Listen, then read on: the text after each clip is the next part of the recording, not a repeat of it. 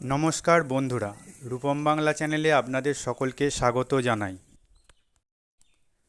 চৈত্র মাসের 15 থেকে 20 তারিখের মধ্যে এবারে মাঠ থেকে আলু তোলার কাজ শেষ হয়েছে।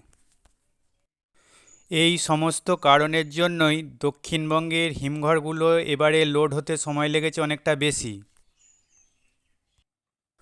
বর্তমানে দক্ষিণবঙ্গের বেশ কিছু হিমঘর আলু নিকাশির কাজ শুরু করে দিয়েছে ইতিমধ্যে। দক্ষিণবঙ্গে বেশ কিছুদিন হলো তাপপ্রবাহ চলছে।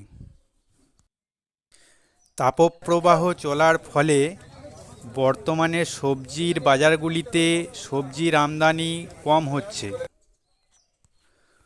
অতিরিক্ত উত্তাপের কারণে পটল, ঝিঙে, শসা ও বেগুনের মতো সবজির পর্যাপ্ত আমদানি নেই বাজারে।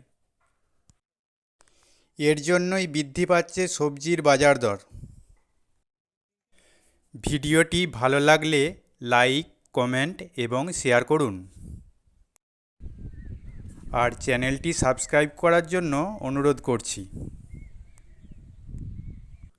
আজকে দক্ষিণবঙ্গের বিভিন্ন বাজারগুলিতে গড় রেডি জ্যোতি আলুর দাম রয়েছে 900 টাকা থেকে 1000 টাকা প্রতি বস্তা এবং বড় সাইজের ডালা কোয়ালিটির জ্যোতি আলুর দাম রয়েছে 1050 টাকা থেকে 1100 টাকা প্রতি বস্তা।